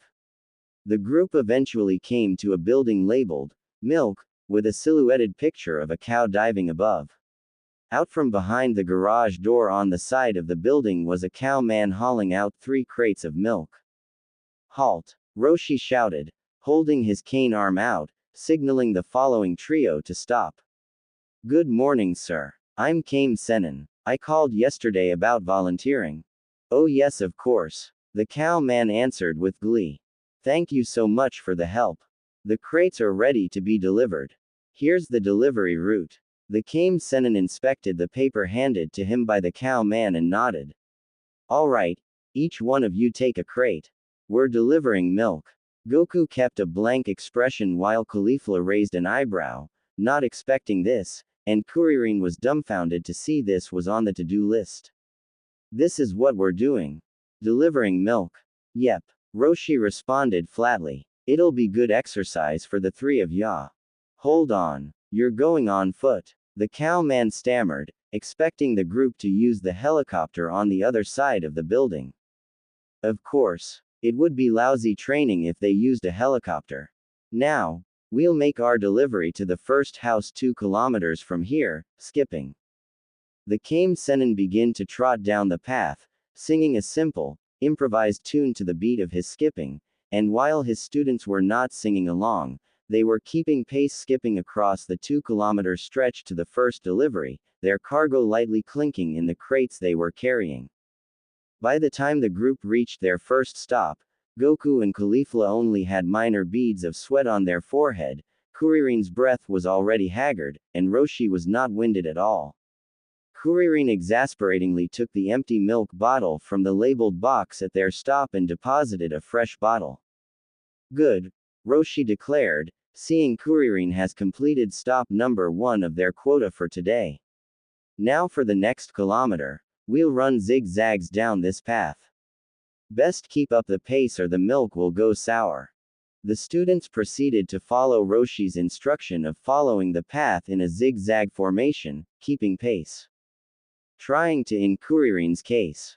It wasn't long before Goku and Caulifla would show clearer signs of exhaustion just like Kuririn, and were given a minute of respite at the top of a winding staircase up a mountain. When the two got to the top, Roshi was casually smoking his pipe, and saw the two climb the final steps, looking very winded. So even you two are running out of steam the hermit commented with a chuckle. I'd ask if we could use Kintoon, Caulifla stated, taking deep breaths to give her lungs much needed oxygen. But that would be too easy, wouldn't it? Clever girl, Roshi confirmed, puffing a ring of smoke up from his pipe. What training would there be if you just let a magic cloud do all the work? I gotta admit, this takes me back to when Gyumao and Gohan were training in the same way. Grandpa Gohan did this training also. Goku inquired with surprise and followed up amazement. Wow, now I really wanna give it my all. I like your spirit, lad. Roshi commented, standing up. Oh hey, you finally made it, Kuririn. The monk in question was heaving and sweating far more than anyone in the group had seen before. Kuririn then grabbed a full bottle of milk and made the exchange at this building's box, wheezing the entire way, not saying a word almost like a manic zombie, but more lively and comical. Once the empty bottle was put into Kuririn's crate, another monk, far older and not from the same temple as Kuririn, stepped outside to greet the errand pupils of Mutant Roshi. My, thank you very much. The monk spoke gingerly, pleased to see the venerable Mutant Roshi training new students with his ways. It's nice to see you in good health, Mutant Roshi, and training these 3 pupils too. It certainly has been a while. Indeed it's been a while, and thank you for noticing my health. Roshi replied, taking a guise of formality with the monk. Hi, Goku spoke up, raising a hand in a greeting fashion. My name's Son Goku. Manners. Roshi scolded, thumping the large end of his cane against Goku's head. It's not, hi, it's, good morning. Sorry. Goku winced, holding where the cane hit his head.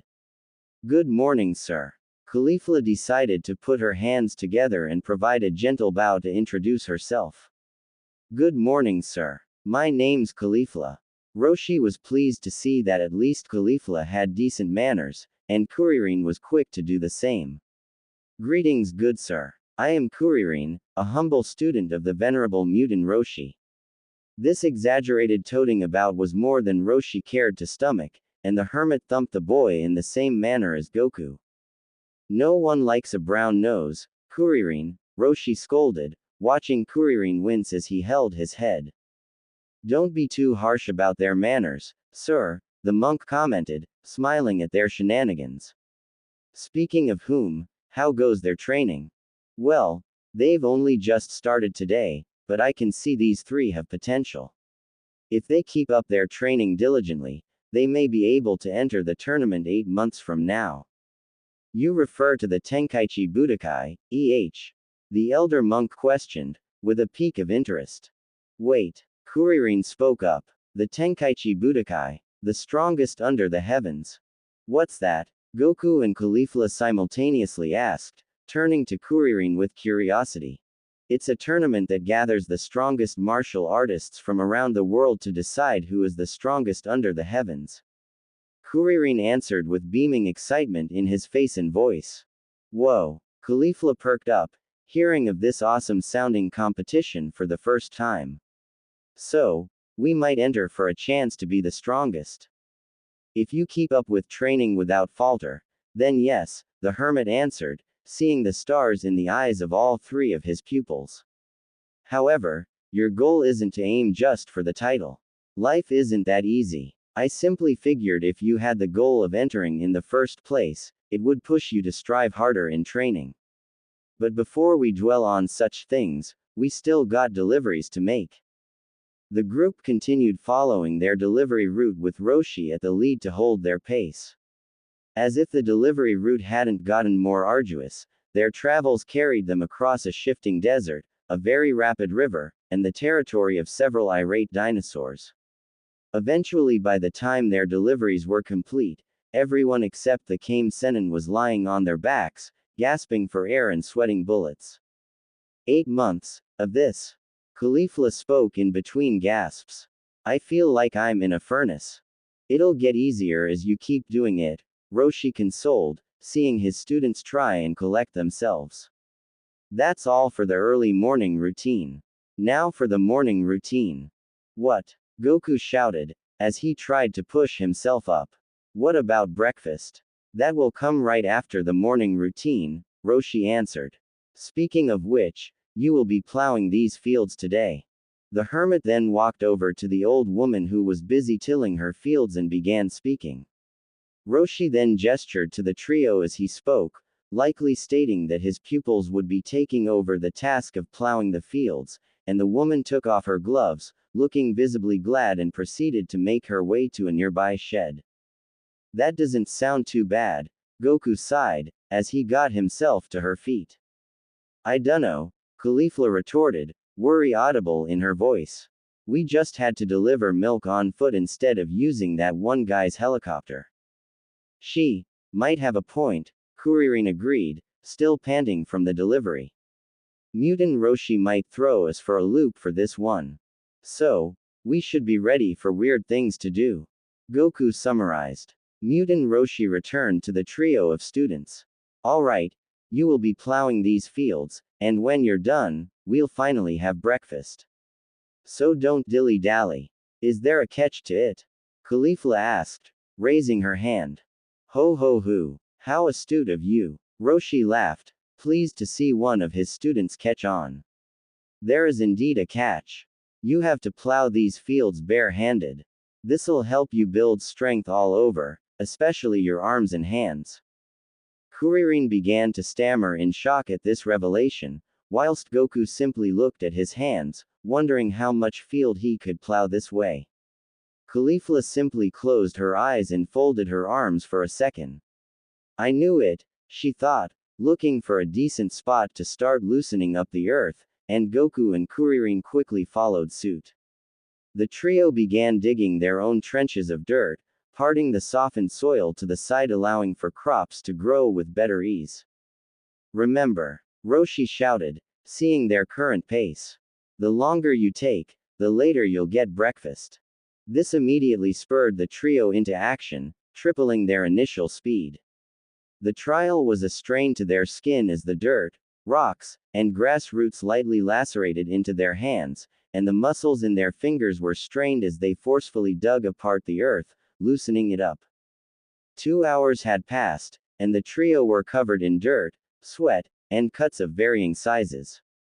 They were all panting heavily, waiting to catch their breaths before calling Mutant Roshi to check on their work, Caulifla's idea, since she did not know if there were more fields she missed, much to Kuririn's chagrin, and Goku's annoyed stomach.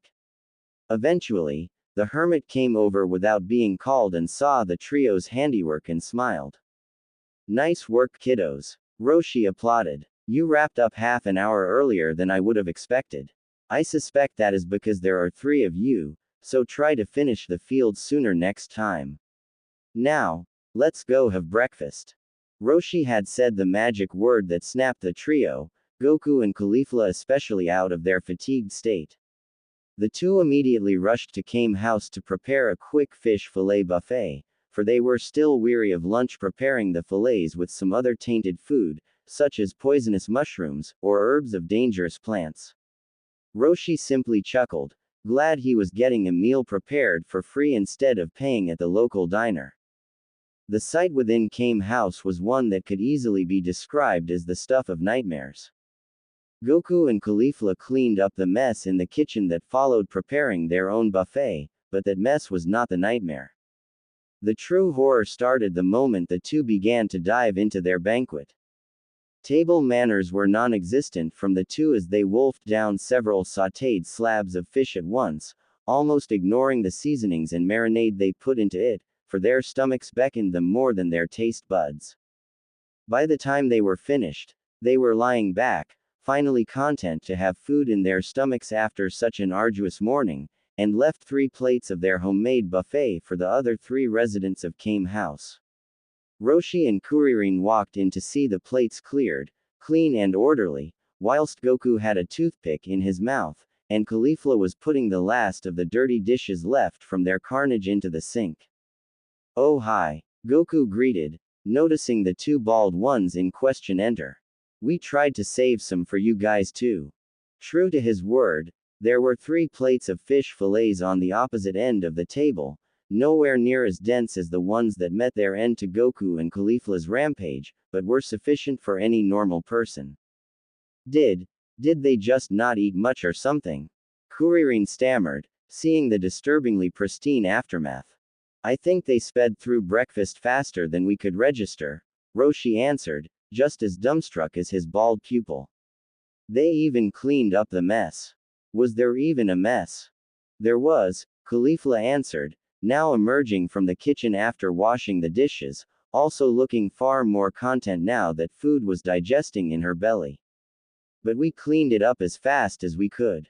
It would have taken longer if I didn't teach Goku how to cook and clean up." "She's right," Goku confirmed, tossing the toothpick he was using into a nearby garbage bin. "I've never made food that fast or that tasty in my life." "You two must have been hungry then," Roshi commented, finally breaking out of his stupor.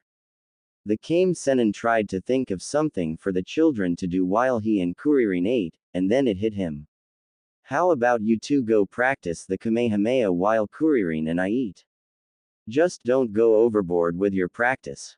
"Okay." The two agreed in unison, running outside to practice Mutant Roshi's patented technique, using the same rock depth test from the evening before.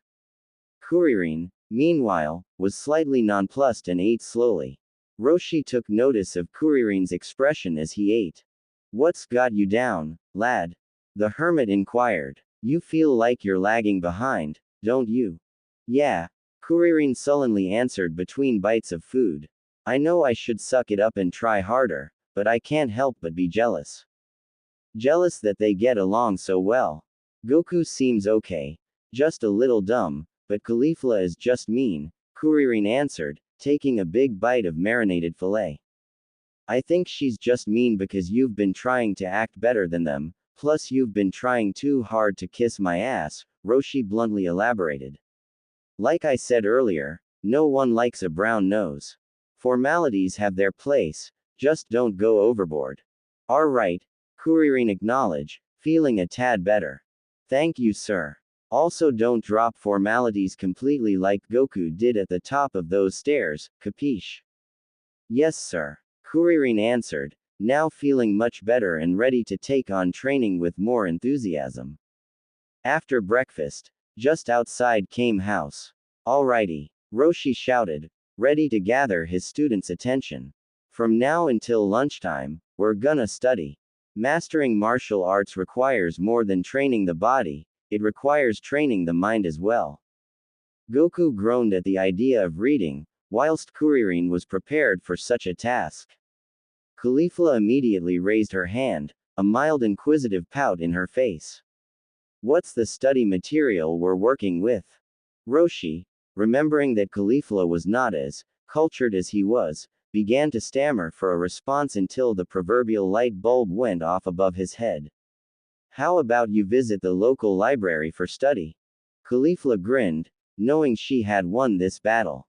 Sure. Can I take Goku with me? Oh, are you implying what I think?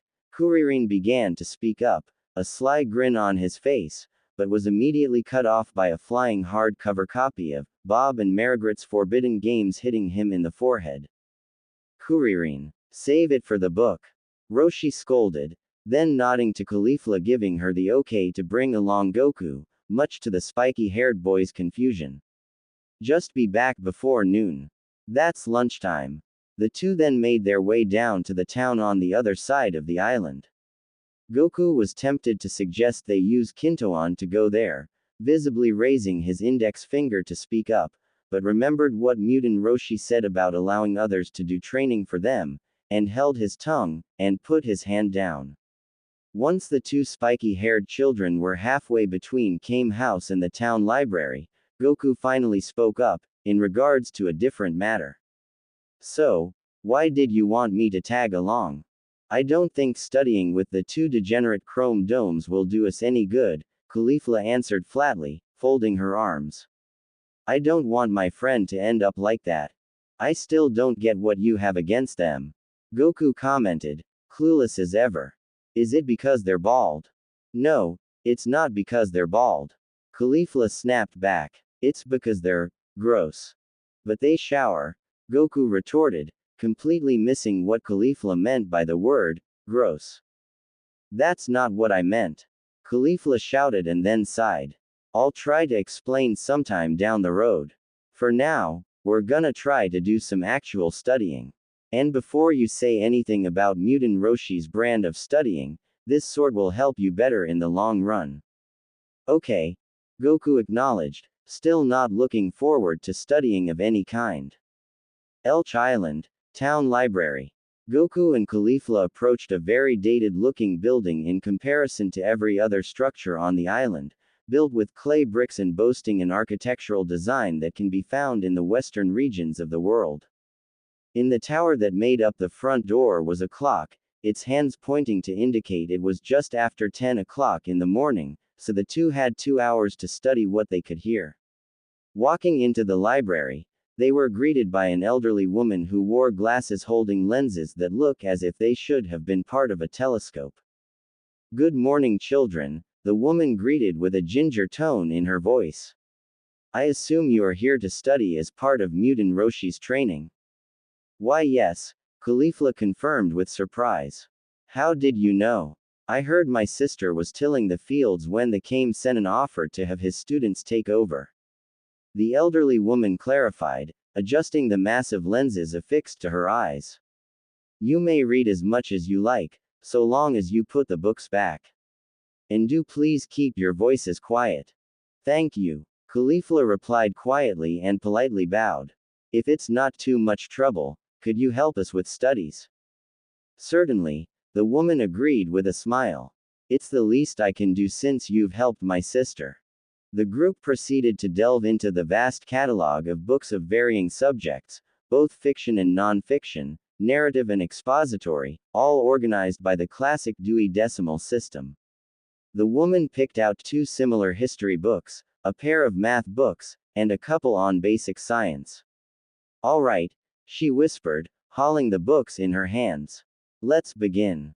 Goku and Caulifla looked at the stack of books in her hands, the former still not looking forward to it, but was willing to give it a shot, and simply nodded. Outside Kame House, studies with Mutant Roshi had wrapped up, and the hermit was dabbing a napkin over his nose, stained red from his blood. That was a good read, Kuririn. Kuririn, while indifferent with the reading provided by Mutant Roshi, was starting to get why Caulifla went to the town library instead. He wasn't a pure soul, but he was not a lech to the same extreme as Mutant Roshi. If it's no trouble, sir, Kuririn spoke up, still red in the face from what he had read. Could I visit the town library for studies next time? You kids lack a taste for culture. Roshi harumphed. Sure, I'll allow it. As if on cue, Goku and Caulifla came trotting back from their trip to the library, each carrying a book under their arms. As they came up the road, they were locked in idle chatter with each other. Goku looked mentally drained, while Caulifla was more chipper. Oh come on. Math isn't that bad. Caulifla playfully jabbed at Goku. History seems more up your alley anyways. Just gotta learn important stories from forever ago. I never thought of it that way. Goku yawned, yet smiled despite his mental exhaustion. I thought history was just a bunch of dusty jars. So, I take it studying went well without me? Roshi inquired. Not at first, but I showed Goku this trick that worked for me, and he picked up on stuff quickly, Caulifla answered, proud of what she had found out. I just gotta treat it as a fight. Goku grinned, trying to keep his mind awake. I won't let those mean textbooks mock me for not reading them. Well, looks like you're right on time for lunch then. Roshi announced, pleased to see his students' initiative. Immediately Goku woke up at the prospect of food, and the two ran inside Kame House to run through the same carnage as this morning, but at a more relaxed pace. Kuririn and Roshi peeked their heads through the door to see the commotion this time, and saw what could only be described as the well-oiled gears of a decent restaurant kitchen running through a mountain of fish fillets, seasoning, marinating, frying, grilling, rolling some of the raw slices into sushi. It was almost majestic to watch, until the table was set, where the horrors of this morning began to unfold with bystanders present to witness the slaughter this time around. By the time the feeding frenzy had died down, the two took their plates and cutlery to the kitchen and washed what could not fit into the dishwasher. Just like this morning, there were plates left for Mutant Roshi, Kuririn, and lunch, the food on them untouched by the ravenous assault of the two children, ready to be eaten. Roshi was even more stupefied than he was this morning, and eventually spoke up. Hey Goku, where did you learn how to cook like this? Caulifla showed me, Goku answered with honesty. Didn't she tell you earlier? My adoptive parents ran a restaurant back home, Caulifla clarified where her teachings came from, whilst also keeping the subject from her incident onward. Well, color me impressed. Roshi applauded, and then his tone took a more cautious turn. Is there? There's no fugu, Caulifla interrupted, causing Roshi to sigh with relief. Well, what are you two cue balls standing around for? The two proceeded to accept Caulifla's invitation and sat at the table, ready to dig into their lunch, now able to appreciate it after taking in what Goku and Caulifla had been doing during the 3 days they had been bedridden. Kuririn especially enjoyed his plate. This is pretty good. It's a bit dry though. Sorry about that, Goku apologized, scratching the back of his head while grinning. I had some fillets on the grill for a bit too long. Maybe I could learn a thing or two. Roshi laughed, thoroughly enjoying his lunch. The two little chefs took their respective seats, glad to see everyone was enjoying their handiwork. Mutant Roshi spoke up again. I thought watching people eat was torture to you guys. It's only torture when we have empty stomachs, Caulifla corrected, letting out a small burp and blushing after. Excuse me. You guys were right about visiting the library for studying by the way, Kuririn commented in between bites. Seriously. No taste in culture. Roshi retorted, resenting Kuririn's remark. He then proceeded to pick some sushi rolls from the pile in the middle of the table. I'm guessing Mutant Roshi's culture was more than you asked for. Caulifla inquired, using air quotes. Yeah, but he gave me the go-ahead to use the library instead. Kuririn answered, leaving the hermit to grumble with indignation, but chose not to question their initiative. By the way, what's next, Mutant Roshi? Goku asked the hermit. First off, thanks for not calling me Grandpa Kame Sennin, Roshi thanked the boy. Second, after lunch, we take a nap until 1:30. A nap? Caulifla questioned, now visibly curious. Yep, you gotta rest after such rigorous tasks you went through today. Too much training will eventually hurt you more than it will help you. Eat well, Train well, study well, and sleep well. That's the way of the turtle school. The trio of students collectively sighed, as the fatigue from this morning was starting to set in. A moment's rest would certainly hit the spot. Kuririn stood up, now finished with his food. I'll go set up hammocks then. Want some help? Goku offered. I got this. Kuririn rejected, giving a thumbs up. You and Caulifla cooked breakfast and lunch, so let me do something in return. And there's some initiative in the lad, Roshi commented.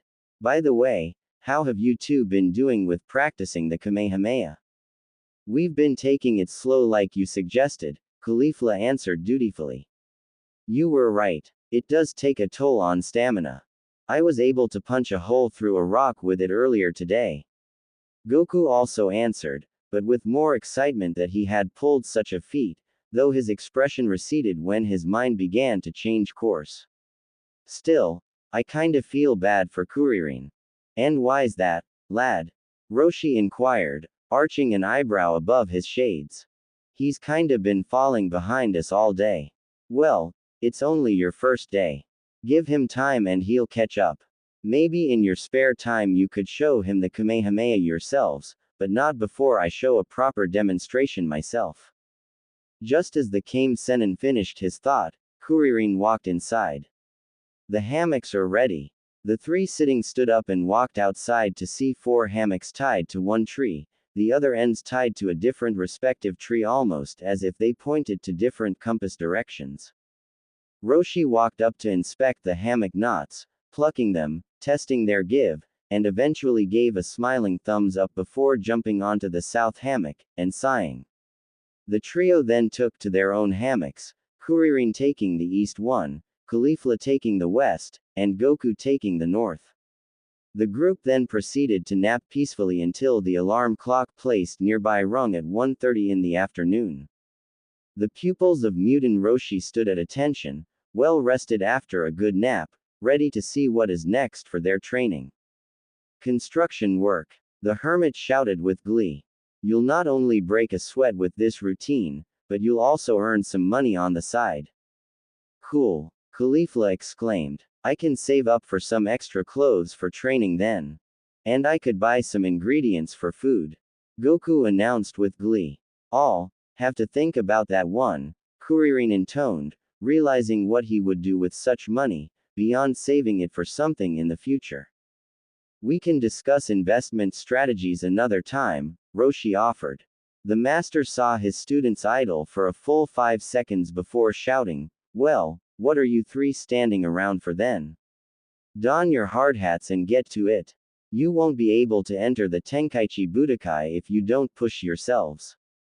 The trio complied and began hauling wheelbarrows of concrete and rubble, as well as loosening up earth with shovels to apply foundation. This caught the attention of the presently understaffed workers there, causing them to watch their hard work with awe, before snapping back to reality and resuming their own work as well.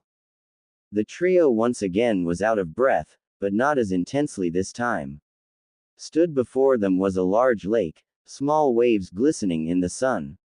Okie dokie, Roshi called to attention. Since you three have worked up quite a sweat today, next up you'll be swimming laps. We're not done yet, Kuririn exclaimed, believing he was on the home stretch.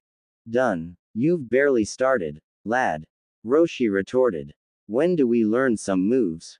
Goku inquired, mildly annoyed. Moves. Roshi spat. Such insolence. You haven't even the basest foundations of strength and stamina and you have the gall to ask to learn some moves. The hermit walked over to a big boulder, tapping it with his cane for emphasis. I'll teach you techniques only when you've built up the strength to move this here boulder. But no one can move a boulder that big.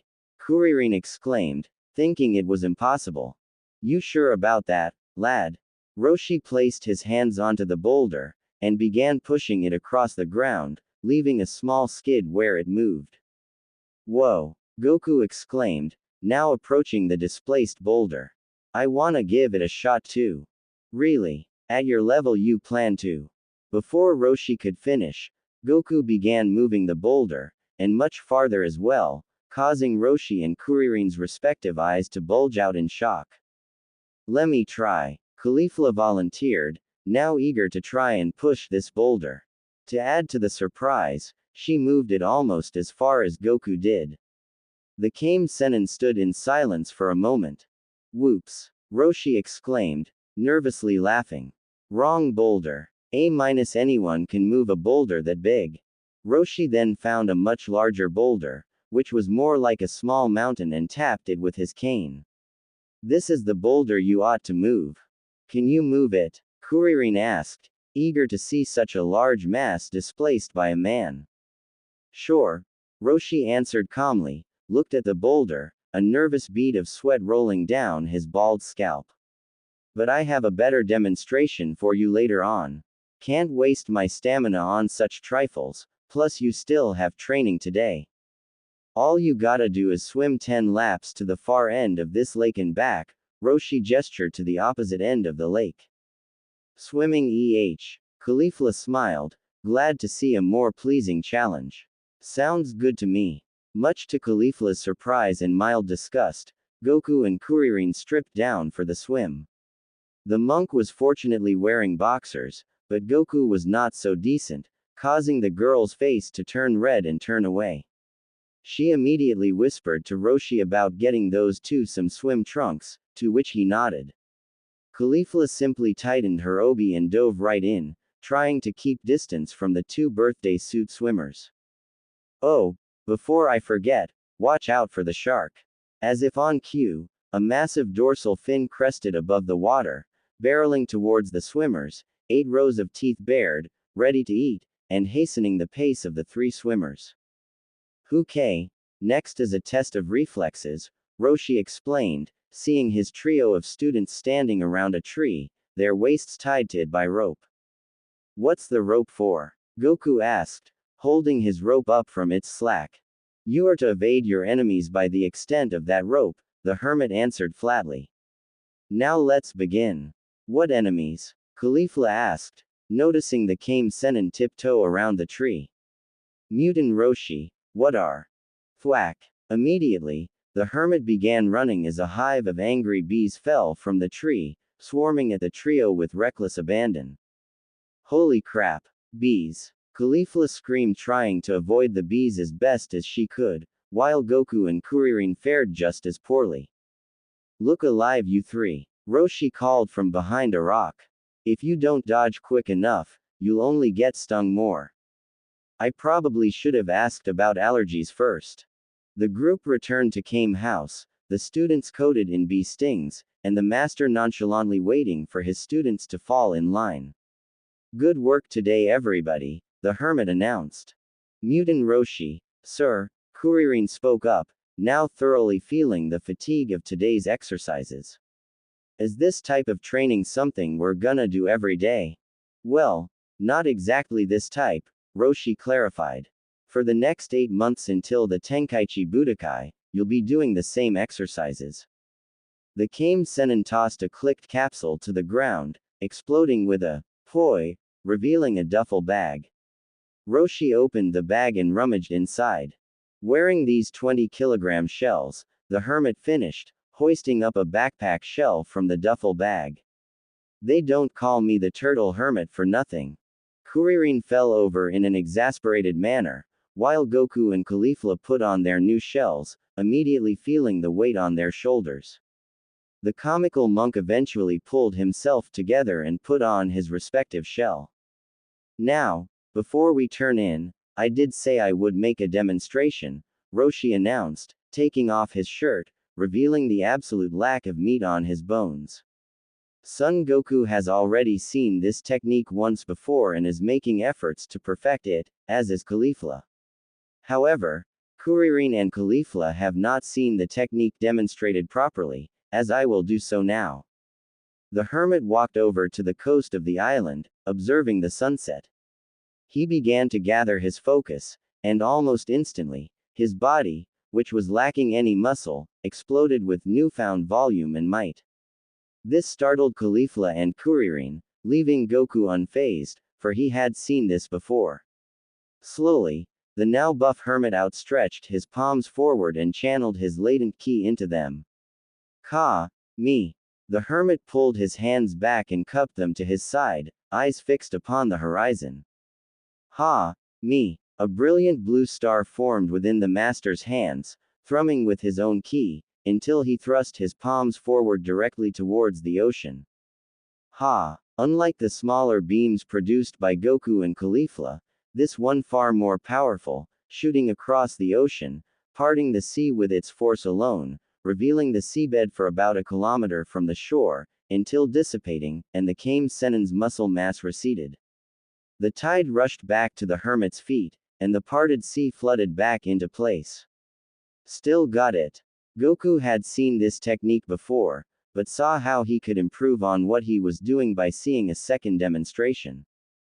Kuririn was left absolutely speechless, jaw slack, while Caulifla had newfound stars in her eyes, realizing that this was the technique Goku was trying to show her, and she could do it if she tried hard enough.